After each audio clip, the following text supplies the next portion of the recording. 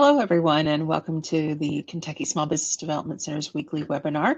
We're glad you're here as always. As we allow attendees a few moments to join our event, we'd like to share some information about the Kentucky SBDC as always.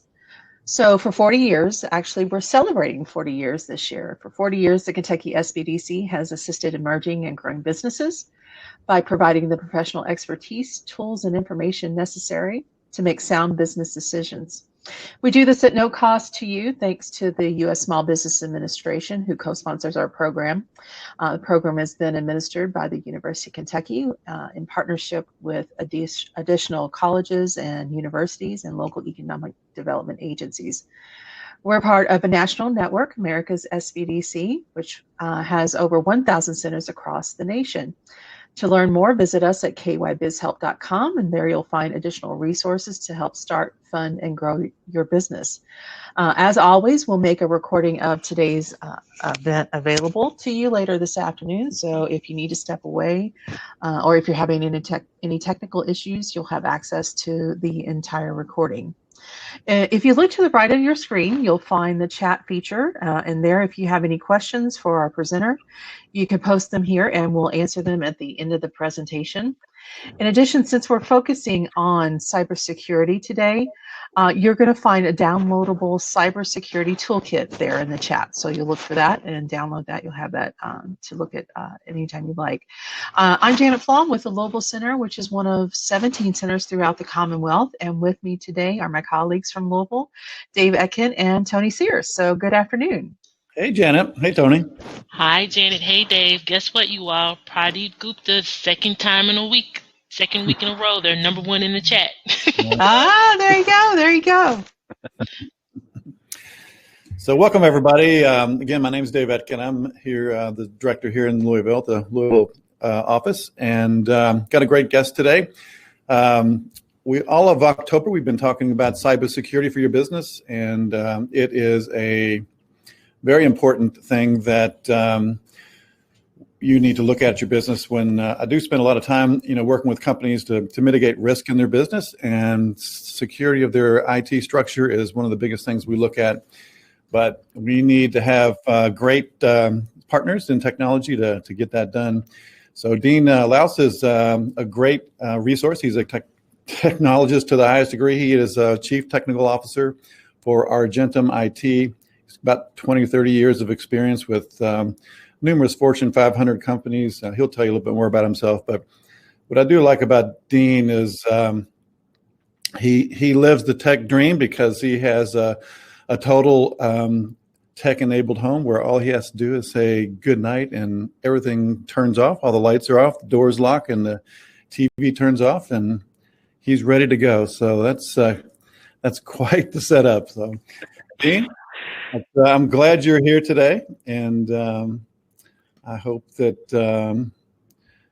we'll. Hopefully, I won't scare anybody too much, or. But yes, I do have a tech-enabled home. I can say good morning, good evening, good night, whole 9 yards, and I don't have to worry about doing much, which, some people that scares, but at the same time, I control most of it, so it's not like it's cloud-based or anything else. So I'm surprised that you don't use, the classic computer and then your command. Yep. So it's a combination of both. So, I appreciate it, Dave. A little bit about my experience. I've been dealing with enterprise level companies for the last 30 years. I've actually moved into the SME space, working for a managed services provider. I've done consulting for all sorts of organizations such as Lause, PPL, Centerpoint Energy down in Houston, and various other organizations to help, shore up stuff, right-size things, become budget conscious, etc. So I managed security for the last operations that I was at for the better part of 11 years across North America. And, I'm not going to get too much in it. All this is in my background in the slide handout. So I'm just going to let you guys, take on what you want. And I just can tell you that I do have a little bit of experience in security, and some of the things that I've seen would probably scare a few people, but I'm not here to scare anybody, and we're just going to kind of move on. So password security. does your company's policy pass muster?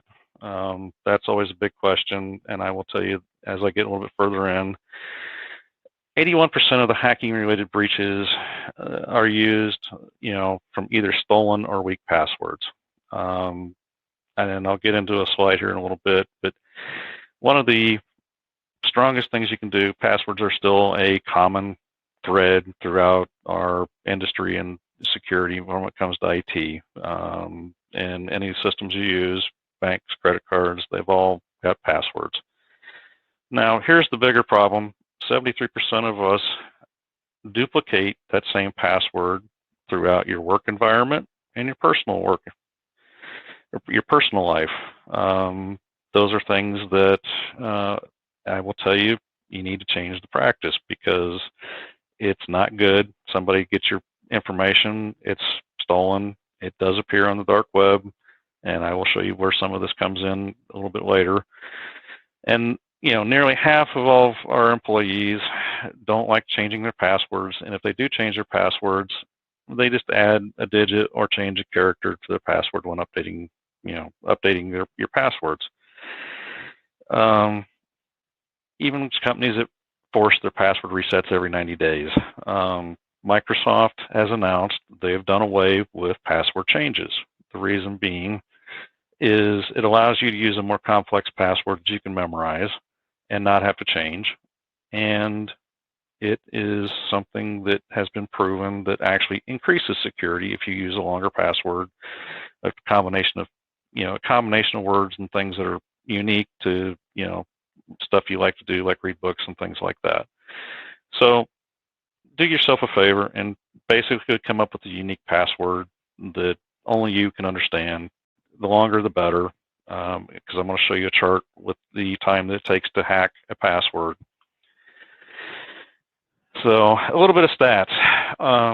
99% of all hacked email accounts do not have multi-factor authentication enabled. What is multi-factor authentication? It is the addition of a secondary, secondary password code, whatever you would like to say. It is your normal password plus either a text message, an app, a multi-factor application app, like if you've got Office 365, there's Microsoft Authenticator. It's free. Use it. Out of businesses and lost money due to hacked emails, last year alone, there's 1.3 billion in losses on average per year due to email compromises. There's nobody that's too big. There's nobody that's too small. All it takes is one time. I had a client that basically wired out $50,000 because of a phishing email. They didn't understand. They were told not to question things and just do it. So, email compromise is something that's a daily occurrence. You stand at 1 in 4 chance of roughly every 39 seconds of suffering a cyber attack, phishing attack, whatever the case it may be. So those are just some plain and simple stats. If you don't, I've left the links in here so you can go look them up yourselves. It's real. The average person has 38 passwords.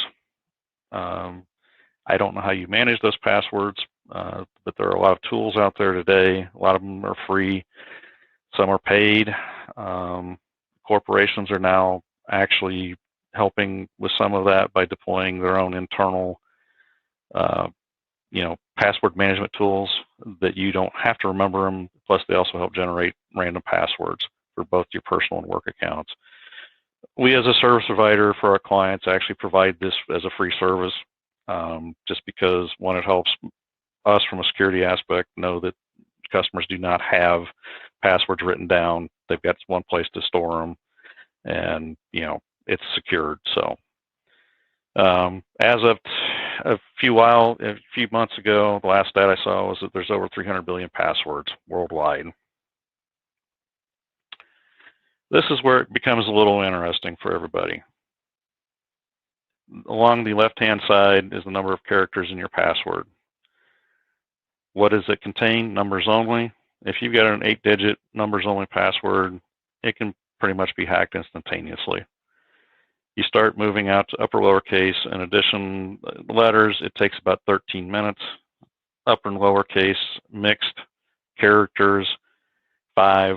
And as you can see, even if you have a mix of upper lower symbols, an 8-character password is in theory crackable in about 57 days. And I will tell you, those numbers are decreasing on a daily basis because of dictionary attacks and the release of information on the dark web, because it's easier to run a dictionary attack, which is based on known passwords, against websites and whatnot. So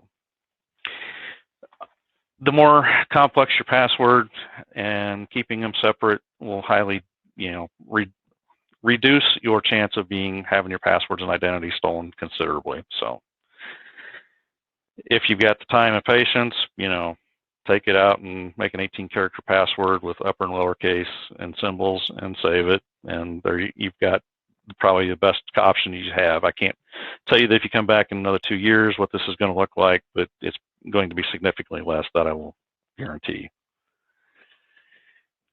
The demise of passwords. Passwords in your business are not enough. They really are not. It's a combination of passwords, biometrics, adoption of Windows Hello for Business, fingerprint, face recognition, something beyond just a single password to validate that the person that's entering it is legit. Those are some of the things that you can actually implement. The Windows for Hello for Business is basically built in. You just have to have an enterprise version of Windows, which most people can get depending on the version of Office and 365 and stuff. HIT badges, or human interface devices, allow you to badge into a device that eliminates the requirements for passwords, and the machines can be locked down to only accept those types of devices for access. Now, if you lose that, there does need to be policies around, promptly reporting it, etc., because anybody with that device, the badge, key fob, whatever you want to call it, can log in as you and potentially do destructive things. TINs, which most people are used to on their phones, custom swipes, numbers, and pattern unlocks, they are probably, in my opinion, one of the weaker options, but they still go beyond just a standard password, which most people have been using. So it's one of those things where the pins on the phones, custom swipes, pattern unlocks, it's an additional level, because typically phones anymore also require you to enter your PIN in addition to the swipe after a period of time. So, now, a little bit about the dark web, and this is where things start to become a little cold, as I say it, and it is a cold, cruel world outside of your window. The deep web, which is the portion of the internet that most people hear about, that don't hear about, is hidden from traditional search engines. Google, nobody indexes the deep web. It's areas of the web that basically have no ability to be indexed because it's firewalled off. It includes financial, educational, business institutions, databases, etc. It is, and a lot of times, exposed, but just not in ways that you can get to it, unless you've been experienced with doing such things. The dark web is another that is intentionally hidden from search engines. They use masked IPs. They bounce stuff all over the world and use specially designed web browsers. Tor is one example, one part of the deep web. And this is actually government sanctioned by the U.S. and stuff, because it's one of the ways that a lot of foreign intelligence information is potentially passed around, and the fact that it allows anonymity, where having it sent directly to an individual is something that they don't want, because they don't want the traceability. So it is one of those things that it's there for a reason, but it's also a very illicit place. Here is some of the stats on what your information is worth. If you've ever lost a credit card, somebody's stolen your identity, I can literally go out and pick up, and I can literally do this. I don't do it. I can tell you that I've participated in some of it and researched it, but you can go out and pick up MasterCards, credit cards. If you want a couple hundred credit cards with PINs and PII, it's easy to go find. PII is personal information that allows you to basically have somebody else's identity. A clone MasterCard with a PIN, $15. You want a whole stack of them, hey, not a problem. You can usually buy them in a lot of 100, and you get a discount on it. The reason this stuff is so prevalent is because the cost of doing this and gathering all this information is relatively inexpensive. It's a few hours worth of work, and in most cases, the reward is almost 1,000 times what the effort and the amount of money that you put into it. So that's the allure to the criminals, hackers, whatever you would like to say, in that regard. So I'm not going to get into all this. The numbers will speak for themselves. If there's questions on this slide, we can kind of address it. But, social media accounts, forged documents, as you can see. If I get your credit card and I need your driver's license, passport, it's not that expensive to get. So the U.S. government created the dark web as a place to freely exchange information anonymously among various states and agents, and that's not necessarily the U.S. states. That's other states, government agencies around the world. It's still used for the purpose as well as other legal activities. However, guns, weapons, drugs, and most of the traded purchased items are, done in deals underneath all of this stuff. As I mentioned, personal data on the dark web is usually cheap. You can buy complete identities, and most of it would pass muster if you were going through customs and stuff like that. So if you decide you want to leave the country, not too hard to find. So one of the things about the dark web is that you can browse anonymously, and the Tor browser will allow you to bounce around from server to server around the world. It allows for people in countries that are hostile to free speech to communicate and release information. Activists, journalists, whistleblowers, they're all hard to find. They use, some mainstream like Facebook and other things around the dark web. Now, to everybody's chagrin, this is about stuff, your personal data. How often do you change your passwords on your accounts? Do you have MFA? Do you have text codes enabled on your bank accounts? A lot of banks anymore are requiring it. I know that my bank basically forces a two-factor authentication when I log in now, which I greatly appreciate because I did not have that option before. Credit card companies, if you've got a compromised account, let them know, or at the bank. You can also, freeze your credit, which is not necessarily the best thing, but if you're in a situation where you have confirmed that you've had your identity stolen, that is about the best thing that you can do. Most of the credit monitoring agencies will allow you to freeze your credit. Driver's licenses, Social Security numbers, passports. I mean, if you feel like you're a victim of identity theft, you need to, basically contact the Social Security Administration. Everybody that you have cards with, whether it's passport or otherwise, driver's licenses. So from there, email, contact, Gmail is a little difficult, but if you find your hacked account is been hacked, you should have a recovery account added to your Gmail account. Yahoo, they all give you the option to have a recovery account. And now the thing is you need to pay attention to your email, and if you get an email saying, oh, we've noticed that you changed your password or whatever, that's the first sign that if you didn't change your password, that you need to get it recovered and quickly. Let's see.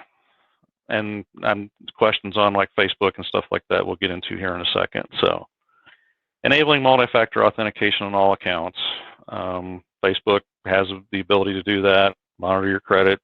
Most of your common credit cards now offer dark web stuff for personal, monitoring and things like that, I highly suggest taking and setting that up if you don't already have it set up. Using different passwords for every account. Like I said, there's password managers out there. Changing them every 30 to 90 days is a general best practice. I have a tendency, if I'm using different passwords, to not change them quite as often, just because of the fact that I'm using different passwords, and if a site is breached, it's not necessarily an issue per se. But the best thing you can do is make a plan. Make and keep a plan if you find your data is compromised. Write it out ahead of time. Who do you need to call? What do I need to do? And this is not just about personal information. This is about business as well, because anymore, the liabilities that small businesses and medium-sized businesses take on from a cybersecurity standpoint, it is critical that you have a plan, because most of us, if we didn't have a plan and you could not recover, you're going to be out of business in 6 months or less. And those are hard facts that are available all over the place. So I'm not going to kind of reiterate some of this stuff, but now ransomware and malware. This is a hot topic lately because everybody's getting, it's in the news. Hospitals have had ransomware, malware come in and encrypt their files, cities, etc. Now, some of the easiest ways to attract some of this stuff is phishing. There's also a technique called social engineering, rogue actors and devices. I will kind of give you, unfortunately, I cannot do a live demo in this environment but I do have a recording of one that I worked with Danny Jenkins on a few weeks ago. But so phishing is one of the primary things right now where people are susceptible to clicking on things that they shouldn't be. In bare terms, phishing is a fraudulent practice of sending emails, crooks, criminals, hackers, purporting to be from reputable companies in order to induce individuals to reveal their personal information. It could be little things like passwords. It could be your birth dates. It could be, anything that identifies you as a person. And it doesn't necessarily mean that, that particular individual piece of information is the whole piece to the puzzle, but these people are persistent and they do continue to piece the information together. So this is kind of an example of a phishing email. This came from Jamison Pearl Berg at yahoo.com. And this is just coming in, most of this is blanked out because of, protecting the innocent. This is a resume that's in a zip file, saying, hello, my name is, my resume is in a PDF file. Well, what happens here is this zip file potentially contains a malicious payload because the mail gateways don't scan, in a lot of cases, zip files. So you open it up, Windows 7, Windows 10, they all open up the zip files. You go in, you look at the file, and it potentially has a malicious payload in it. If you aren't expecting this from this particular person, my best advice is to avoid it. Delete it. Here is kind of another example from a little while back. This is from, it looks legit from the aspect that it's coming from Amazon. It looks like it's, the problem that you have is if you look at the email address, it's missing the A from AmazonCanada.ca.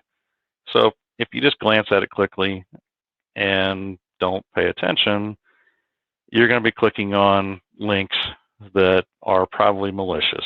Again, this is just another way to get through firewalls, get through the spam filters, and get to your desktop and inbox. This is all in the slides, by the way, so I mean, we're not, trying to, we want this to be an education, so look at it, review it, and if there's questions, we can, always set up a consultation later on. Same thing with this one. This is just another kind of example. It kind of points out the things that we're talking about that need to be, looked at in an email. This is a generic greeting. There's some things in here misspelled. It's a zip file. But PDFs, Word documents, they can all be, weaponized as a malware device. Phishing emails, the best thing you can do is educate yourself on what to look for. Previous examples that we had are a good starting point. I will tell you, implement a training program and make people stick to it. It's not a one and done and forget it, because threats consistently change. If you've got an IT partner today already, work with them to see what they can help you with. Ideally, you'd want to see true phishing emails sent out and test how your employees respond to it. Do they open it up? And a true training program will tell you whether they've been opened, and then basically, if they have been opened, it'll take them into a training exercise video and stuff like that. Basic questions to ask yourself. Question the content of the email. Is it something that you're looking for? Is it truly legitimate? Are you expecting the email from one of your contacts with potentially things in it that are attachments that you're not expecting? If you're not expecting it, call the sender. It's as simple as that. I mean, pick up the phone and take 2 seconds to make a phone call and protect yourself.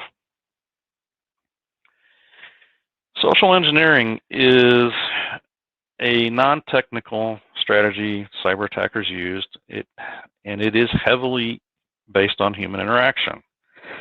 It often involves, befriending people or talking to people saying, "Oh, I'm from IT support," or this and that, and they start remote sessions, with the individual, and they have basically at that point, the individual that they're talking to with inside the company has just given them basically carte blanche access to their machine and allows them to pretty much do whatever they want. They can install malware, they can do keyloggers, they can do pretty much anything. It's legitimate access to confidential information that you probably do not want out in the wild. And the thing that you have to think about is, what is it that information that they have access to that could be detrimental to your business? Is it, your customer list? Is it your social, your HR files, your employee files that has social security numbers, payroll, birth dates, and things like that?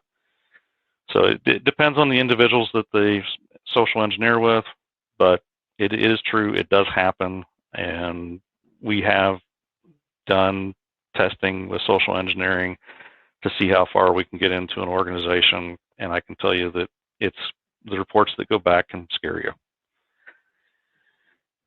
Rogue actors. Rogue actors are anybody that, I'm not saying your employees are rogue, but at the same time, it's opening and executing attachments from emails. And then the demo that's coming up, you'll see how easy just launching an email, it looks like an invoice or something, an Excel invoice, can basically transfer email out, potentially encrypt your machine, etc. Installing software from unknown sources and websites, if it's not reputable, most of the software sites that I've seen, like File Hippo and stuff like that, they include payloads to install adware, malware, and things like that. Always look to go back to the manufacturer site, such as, if you're looking for Acrobat Reader, go to acrobat.com and look it up. Typically it's not hard to find. You may take a little looking at, but look for the stuff from the genuine sites. US rubber duckies. These are devices, and I can't find mine on my desk right now, but it's basically nothing more than, oh, here it is. So a US rubber ducky is literally a USB drive that looks like a regular USB drive. You plug it in, and it contains, or it can contain, malicious payloads, which everybody thinks, well, it's just a USB drive, plug it in, see what's on it. No, that's not a good idea. And here is why. These are just some of the free payloads out there that are available. All you got to do is do a search on rubber ducky free payloads, and you're going to get a whole list of stuff. As you can see, OS X, this affects Mac OS as well as it does Windows and everything else. You know, Mac OS, I can go out and grab your iMessage captures. I can change your password to blank. I can basically give you myself a root backdoor into your Apple. You know, there's remotely possible. There is a batch wiper drive eraser, which you plug it in. Guess what it's going to do? It's going to wipe out the hard drive on your machine and any data that you have on it. Some of the, you know, more funny ones are like, you know, Windows screen rotation hack, you know, PowerShell wget plus execute.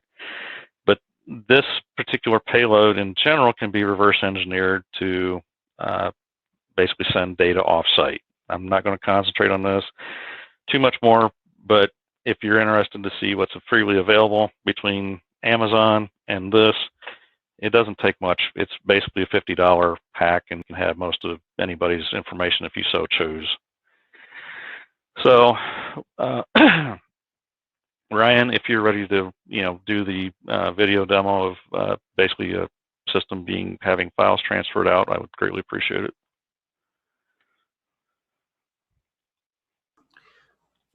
Good evening, everybody. This is a quick video I wanted to make to demonstrate the importance of policy-driven controls and zero-trust approach to application security, such as application whitelisting and ring fencing. What I'd like to do is just show you 3 different pieces of malware.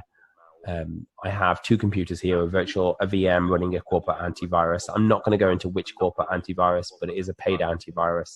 It is very, very popular. And it really doesn't matter because I've tried this with 9 or 10 different antiviruses, and most of these pieces of malware bypass all of them.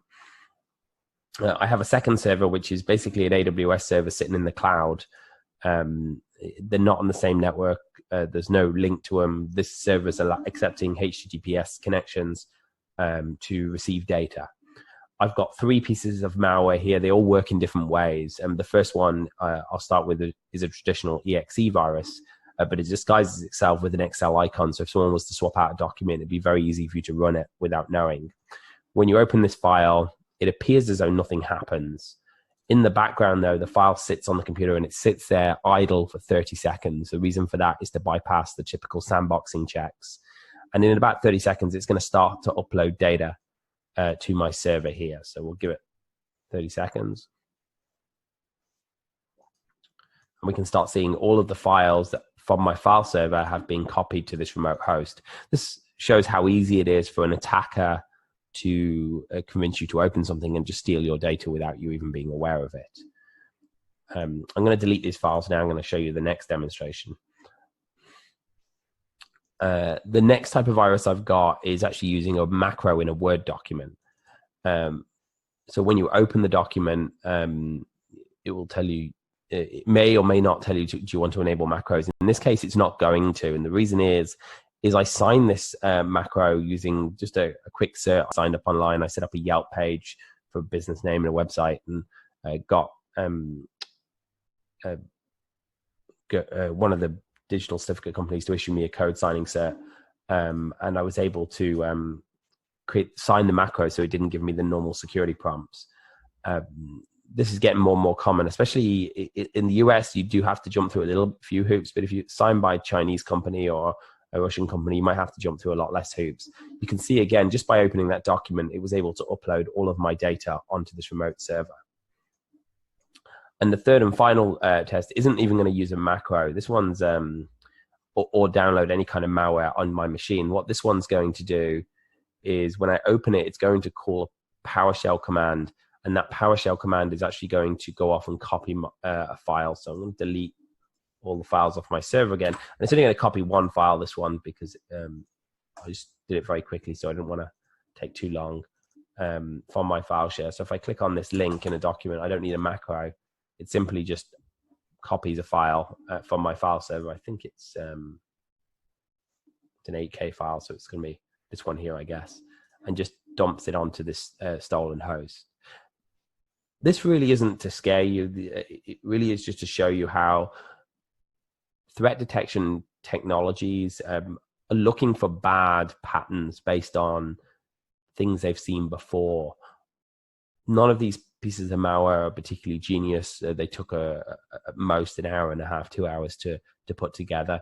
And I was able to create files and create samples that were able to copy data. And as a business, you have to realize that I don't need to be an administrator to get this data. I didn't elevate in any way. I just ran these viruses under a normal user account. And anything that user has access to essentially is fair game for that program to copy and steal. So it really is important that you control what are running on your business computers and what those applications can do. Most people only use 5-10 applications. So it's really strange that as businesses, we still allow our operating systems to run whatever the user clicks on, potentially exposing ourselves to data theft, ransomware, or other types of encryption. It really is worth looking at things like threat lock, or even if it's not threat locker, but some kind of application whitelisting and ring fencing tools. I appreciate you taking the time to watch this.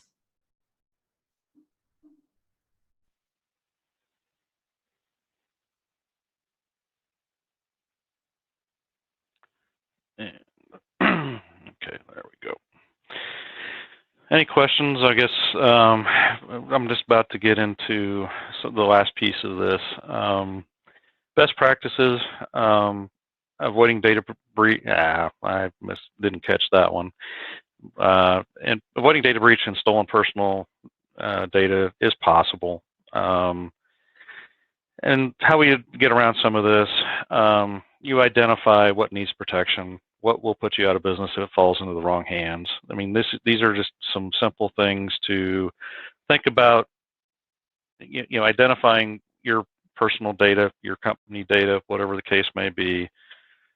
What needs protection? What will put you out of business if it falls in the wrong hands? That's where you need to identify and work through a list. Next thing is protect your critical data and items identified above.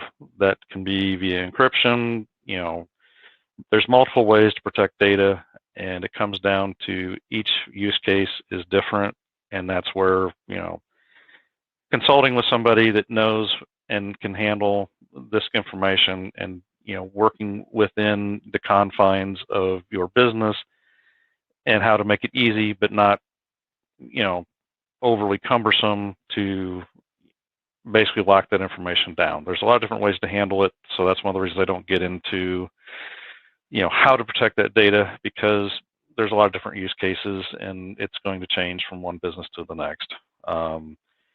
So consult with your IT provider, us, whatever the case may be. Like I said, if you've got concerns, they are legitimate. As you can see just in the last video, it's easy for data to walk out the door and you not even understand or know that it left. Detect. How do you detect if your data has been compromised? This is a tough one, and on average, the average time to detect when something's been compromised in your environment is around 160 days. In that time frame, you became somebody's, you know, basically spamming, you know, they will leverage the environment that you have to conduct additional attacks. And, you know, it's proven, Brown-Forman, you know, acknowledged earlier in this year that they had been compromised, and how long it's been since it was actually occurred versus the when it was detected. So it does take a detection plan. It does take thought about how to do that. I can tell you that there are tools that, you know, we deploy that help with this. There's also things that are available from other companies. You know, it just comes down to what are your needs and what's the best approach to handling the detection without, you know, small businesses have unique needs, and I get that. So that's the reason everything that's put out there is customized, and we take into account what's needed from the small business standpoint. Responding to a data breach. There are laws that are becoming more and more prevalent about how you must respond to a data breach, who you must notify, when you must notify them, and what the data was that was lost. Kentucky is not, I don't believe, at that point, but a lot of states are becoming more and more hands-on with enforcing data breach notifications. So states like California and several others have laws on the books that if you have been breached, you literally have to send out notices and ensure positive contact with all the clients that you had that you lost the data for. There's, and in my opinion, it won't be long before Kentucky and Indiana and everybody else has similar laws. So document how you're going to respond, in what cases. It's going to vary, and what it's going to do to take you to get back up and running in case of malware and things like that. Recovering, there's multiple different scenario plans depending on depending on the types of breach and how long it's going to take you to recover. If you run across a ransomware utility and you don't have backups, basically I can tell you that that's not a plan. That's paying the ransom is never a plan. It is much cheaper usually to have a plan up front where you're cognizant of what is going on and you've got an offsite backup, or you have a backup on a NAS that is not part of your network and things like that. We can kind of I'll get into that in a little bit. So password generators, this is just some stuff to help you generate some passwords. These are free sites. It doesn't cost anything. It's one of the reasons that I put this in here. There are other sites that will generate passwords for you that also, they cost money, and they're typically a subscription based. So however you track passwords, this will help you generate it. There's lots of tools out there that will also, track it for you as well.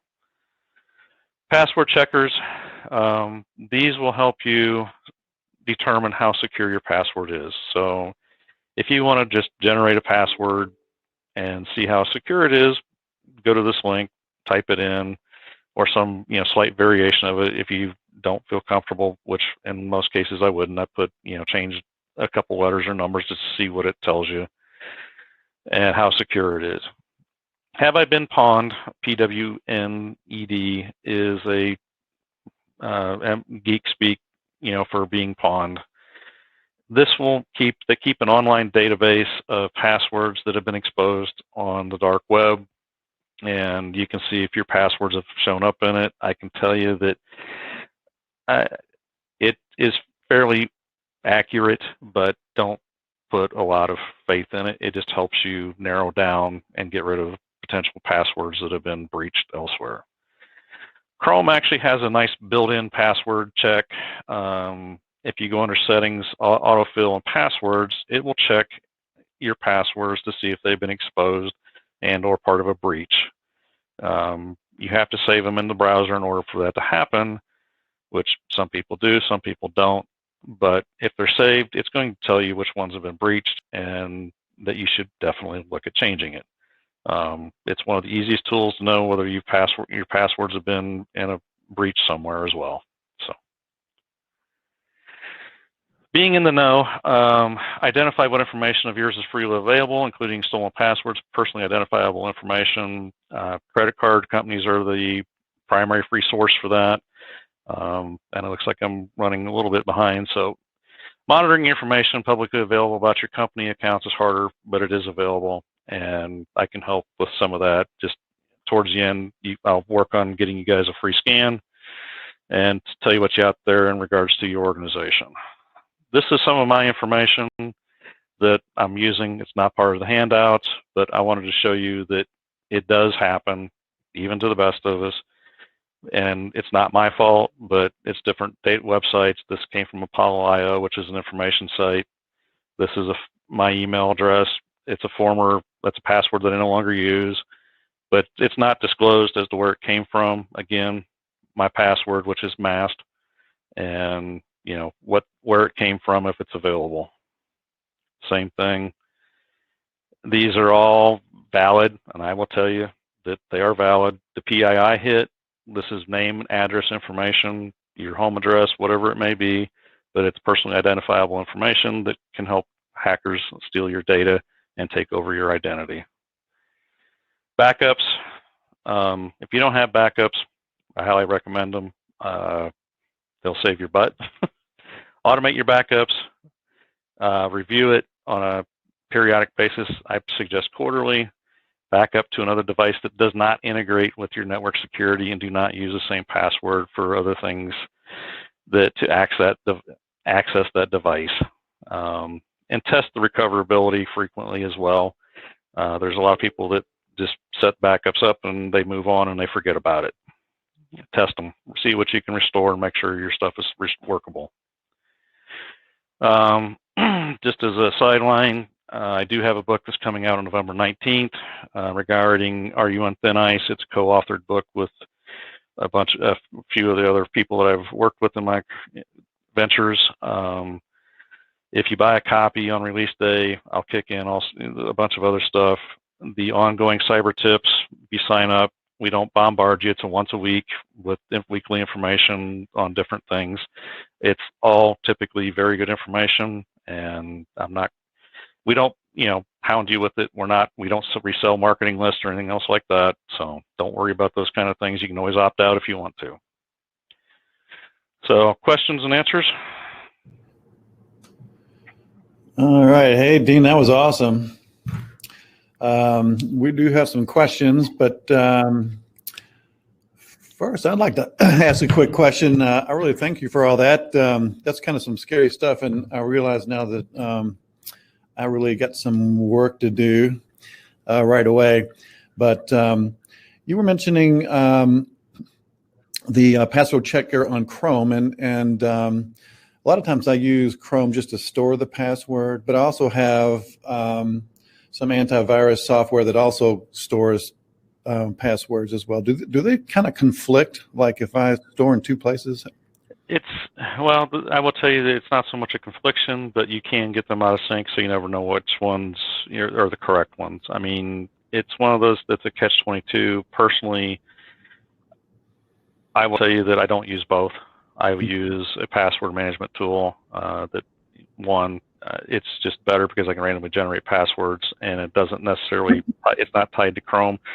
Not saying that if you set up Chrome properly with encryption and the data store and sync it, that somebody's going to steal it, because I've not had that happen personally. I have not heard of anything in the wild at this point that can decrypt it if you use a long enough password to encrypt your sync. So personally, I would, if you want to save passwords, use the encryption keys within Chrome and save them in Chrome. Okay. Do you have any recommendations for good password generators? We use a product called MyGlue, but that's more of a, we use that for more documentation and password sharing between our clients. LastPass is a good free one. OnePass, I think, is another one. Those are annual subscriptions, and I've had good luck with any of those. So there's some free stuff out there as well. NePass, those are things that if people are interested, I can put the links out there and later on. So. Okay. So we do have some questions. I'm going to ask this kind of. Well, Tony, are you there? You got some questions for us? I am. All right. So the first question I have is from Jennifer. She'd actually like your opinion on how safe info is kept on Google Drive. It's one of those. I really love these questions. Here's the thing with Google Drive, as well as Dropbox and various other public storage environments. It's free. I can tell you that basically when you sign up for it, and like G Suite's a little bit different depending on what you're talking about. I mean, if it's G Suite and you've got some sort of agreement in place, but that information is as safe as basically if you lose your password. I mean, if you lose your password, somebody hacks your account, that information can walk out the door just as fast as coming off of a server or something like that. So the flip side of it is they have your password. They don't need access to your machine. They just need access to your Google account. They can download everything in a zip file in about depending on what you have, in a few seconds. So a few seconds to a couple minutes, and all the information on your Google Drive is gone as well. Yeah, that's a good point. So that just you touched on this earlier, but so if you're doing automatic backups, would you back up to the cloud, or what exactly would you do? if there's multiple options out there today, you can, if you're overly concerned about having stuff in the cloud, you can basically back up to a small NAS environment, that you have at home or whatever. They're relatively inexpensive. Most people will back up to USB drives and stuff like that, which is good. But the kicker is you need to make sure that it's unplugged. You don't leave it plugged in. You don't, you have to do a backup once a week.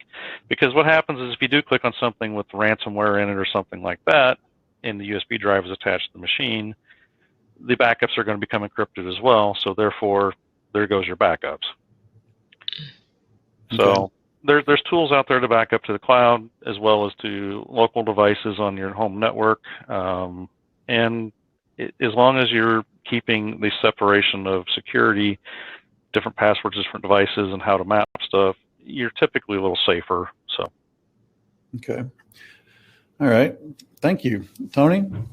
So this question comes from Anne. She says, what is your recommendation on liability limits for a small business under 1 million in sales for a specific cybersecurity policy? Recommendations on limits, depending on how big you are, under $1 million in sales, I'm assuming that's, what kind of products are you dealing with? What kind of exposure do you have? The products themselves can be part of that whole exposure. How are you collecting payment information? What information are you storing from your customers and things like that? It could, as little as $50,000 to $100,000 may be sufficient, because part of that is also to help you get back on your feet if you are breached. Now, one of the things that I will tell you about cybersecurity policies is that most of them have explicit clauses in them that you are following best practices, your machines are patched and current and up to date, and if you are not, and they find that you are not, the claim will be denied, and there's nothing you can do about it. So if it's something that you want to look at and putting in place, you also need to make sure that you have a process in place to keep everything current, including your AV, patches on your PCs, servers, and whatever else you've got, in your environment. Mm-hmm. Because that's where they're going to hang you out to dry, is they're going to come in. If you file a claim, they're going to come in and look at your stuff, and if you're not compliant, up to date, and current, you're basically not within their coverage in most cases. So it's I've always been under the impression that these guys, criminals, generally target larger business, but that's not entirely true, is it? No, and one of the reasons it's not true anymore is because smaller businesses are a much easier target. Everybody thinks that it's not going to happen to me. I take all the extra precautions, but you are just as much of a prime target. I've recently went into a smaller office, and there was a group of about 5 people, and as in my book, I kind of explained it a little bit. I walked in, they had basically people's social security numbers, addresses, phone numbers, all in plain text and PDFs. And guess what? That's a smorgasbord of information that somebody can use to steal identities, and it is what it is. And so they really had to think about what to do and how to change their practices. Otherwise, they are in a major hurt if they were to get breached, because there's nothing, that business would go out of business because of that. Right. Wow. Tony, got another question? I sure do. Kirsten actually has a question in regards to when you all were talking about saving things in the cloud. She says, are there cloud backup programs that you would recommend? Yes, there are, and it really depends on, most of the things like Office 365, and this is one of the little things that most people don't know about Office 365, and this is going to be things that I would suggest reaching out to me, to look at the, to basically look at the environment and to give you a better recommendation. But, like Office 365 in general, the stipulation with Microsoft is there are no backups. What they consider an in-state backup is if a data center fails, they're going to bring your stuff up in another data center as it was when that other data center failed. So if you have somebody, open up a piece of email, goes through and deletes your mailbox, deletes a bunch of stuff out of your email, you don't have another solution for backup, then you're kind of SOL. Microsoft may try to help you, but their typical response is that's not normal. They don't do it. It's not part of their service. So there's things out there that you can look up at backing up your PCs, such as, but it's one of those things, what's on the machine, what are the applications. So there's Shadow Protect, there's various other companies that I can't think of a couple of them off the top of my head, but there are companies out there that will back up your machine, but that is, if files open, it's not going to get backed up, things like that. So it comes down to the situation.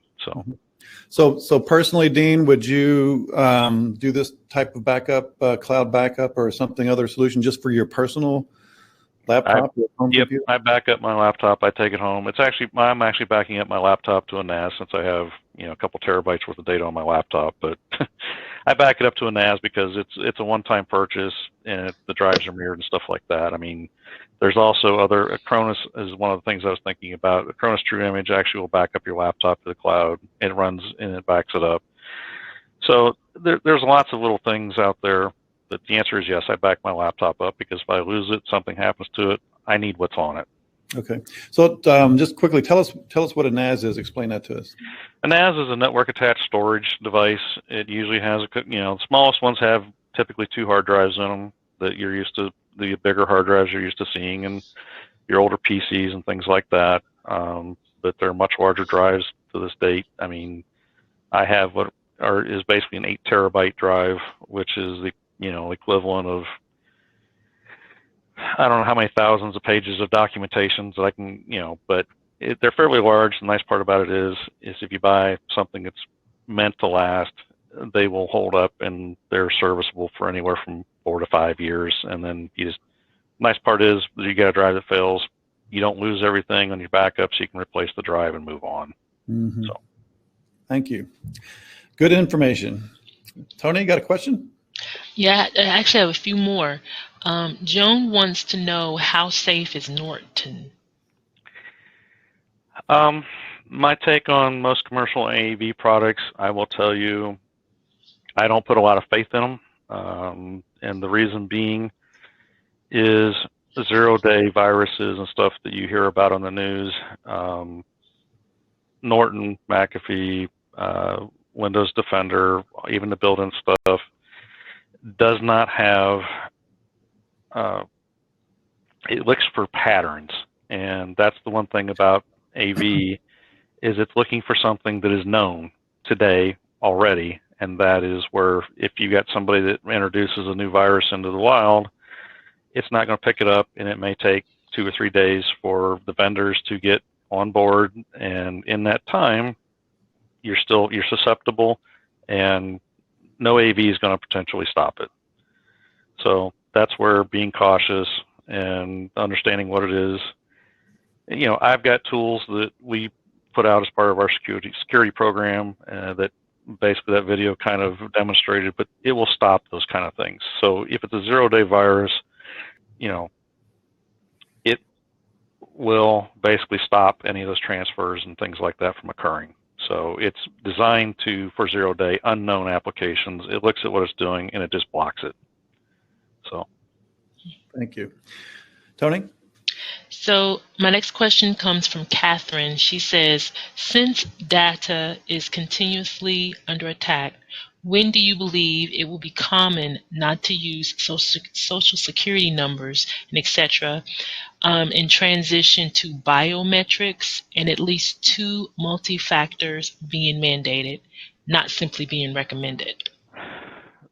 That is a cultural issue that this country is going to face. Social security numbers have been used as an identifying source for I don't know how many years now, even though it was legislated not to be. It's just not going to go away overnight. I wish that I could say that it would, but I don't know that I'll see it in our lifetime. There are people that are also deathly afraid of biometrics and multi-factor authentication because, I've watched videos, it's been tested where people can be implanted with a chip, and those are just all societal issues that, you're going to have some people that are okay with it, some people that aren't, and I wish I had a good answer for that, but biometrics are coming. It's pretty much standard anymore. Your phones have it, your tablets have it, laptops have it. Multiple factors, I can't say, but Social Security numbers, I'm afraid, are probably going to be around for a lot longer than what we want. On the flip side of it, there's also the legal side where people can, from the legal system side, I don't know if anybody's read any of this, but they can use your fingerprints and stuff like that to unlock your phones.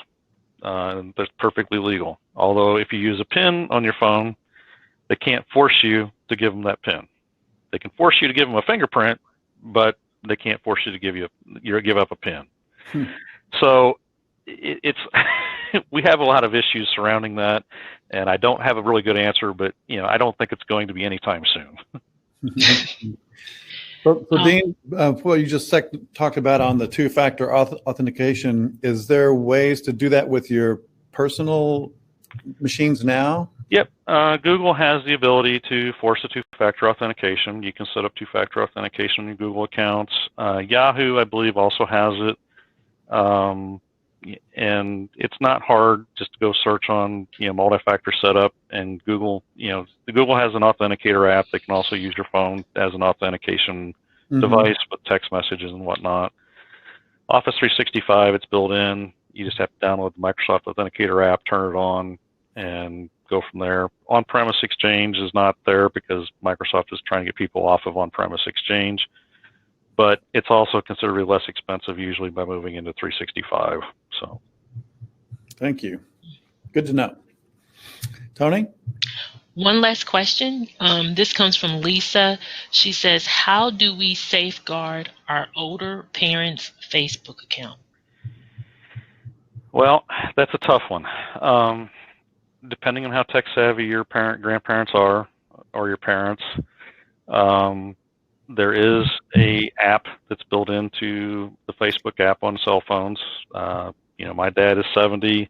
I can tell you that he uses an iPhone, and he's not on Facebook, but there's an app, there's a password generator, code generator that's in the app for the Facebook app that will allow you to dual factor authenticate your Facebook account. That is probably the best way to do it at this point. And, because typically in most cases, if it's set up, all they got to do is hit OK. Yes, it's a known login, and go from there.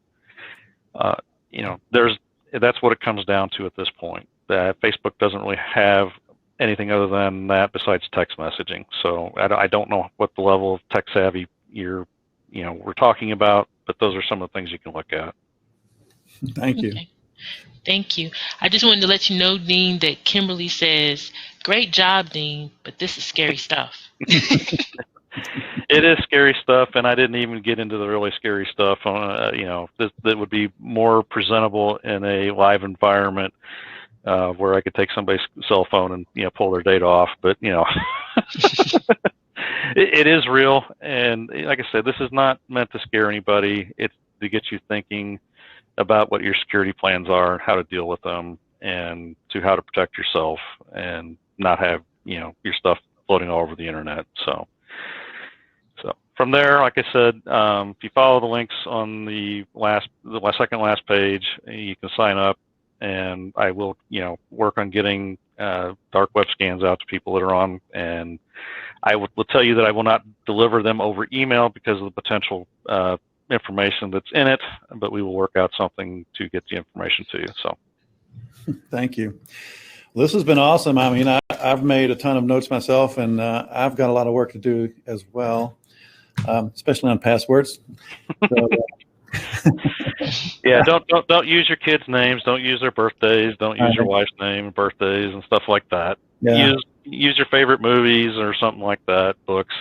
So. Yeah. So I guess that's one quick question. So I've read a little bit about where when you use the longer passwords, you should use phrases or things like that that you can remember? What's just a quick tip to put together a long? Well, it's something, like I've had people ask that question before, and a lot of it is something that's meaningful to you. Say a favorite book or something like that. It comes down to like this snowy day. I mean, this is one of the ones that I came up with a while back. The snowy days, winter. It's basically kind of a phrase, first sentence from a book or something like that. And basically, you can take the first letter from each one of the sentences or out of the words, and use it to create a password or something like that. So if you got an opening passage in a book that you like, well, take the first sentence and pull the first characters off of each word, and it generates a totally random password. And somebody would really have to know a little bit more about you than just your kids' names and stuff like that. I mean, it means something to you, but it doesn't necessarily mean anything to anybody else. Right. Good tip. Dean, thank you so much. This has been great, and this is super important stuff. We are all at risk, and I feel a little bit better prepared, not prepared, but better sort of prepared. So Thank you again. All Tony, right. got anything you want to add? Oh, yes. I just wanted to say, Dean, this was awesome. Thank you for your sharing your wisdom with us. We appreciate that. Yeah. And I do want you to know that to our listeners that there will be a replay sent to your email, and Dean's information is included in the slides, so you will be able to get access to his contact information. Yeah, that goes out about 4 o'clock today. And and then I guess that's about all the questions, and we'll kind of wrap it up. Dean, I want to thank you so much for doing this for us. It's been great. Tony, thank you as well. And look forward to potentially doing a refresher, sometime a little later on, because people do forget. So we'll schedule that. All right. Thanks everybody out there for joining us today. And as you join us every week. Next week, we're going back to marketing. We're going to have Randy Blevins from Think Tank Marketing, who's got some pretty cool things to talk about and getting ready for the upcoming year and the holiday season in marketing. So please join us next week at noon as always. And we'll say goodbye. And thank you, Dean. Thank you, Tony. Goodbye, everybody. Have a good day today. Thank you. And goodbye. Bye.